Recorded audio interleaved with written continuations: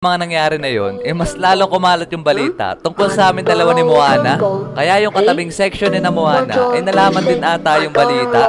At bakit ko nga ba naisama sa kwento yung katabing section ni na Moana? Kung may tatanong nyo mga repa, ang masasabi ko lang dyan, ay meron na namang hindi inaasahan na pangyayari. Kasi doon sa katabing section ni na Moana, ay may umamin daw na meron din daw siyang crush sa akin.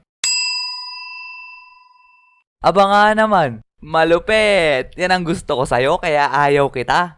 Walang jo. Mapirin pa nga ako dun sa mga nangyari nung madaling araw. Tapos meron na naman kumakalat na balita.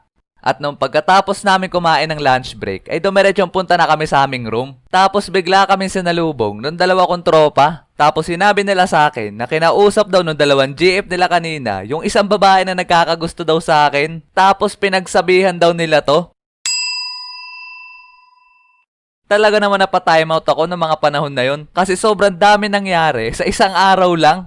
At pagkatapos nun, halos araw-araw na akong kinukulit ng mga kaibigan ni Moana at mga kaibigan ni Aya. Hindi niya rin tunay na pangalan. At pinipilit ako na gawin ko na daw GF yung kaibigan nila. As in halos isang linggo, puro ganun ang pinaggagawa nila. Ewan ko nga ba sa mga yon kasi parang ginawa na nilang kompetensya. Kaya noong mga panahon na yun, kabado 20 ako lagi pag naglalakad ako sa school. Tapos one time, may plenano pala yung dalawa kong tropa sa akin. Oy pre, laro tayo mamayang uwian ng Bleach vs One Piece. Doon tayo dumaan sa likod ng school.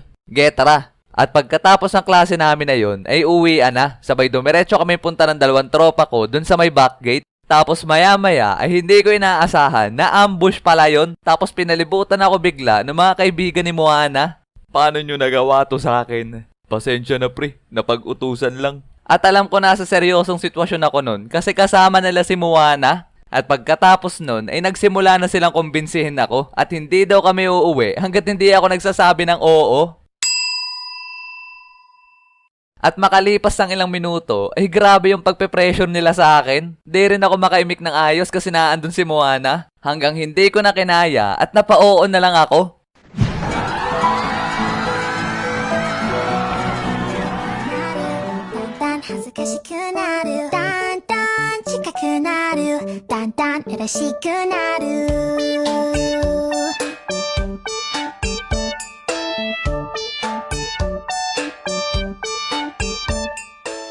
At dahil sa pinilit lang ako nun, hindi talaga mag-sink in sa utak ko na may girlfriend na ako.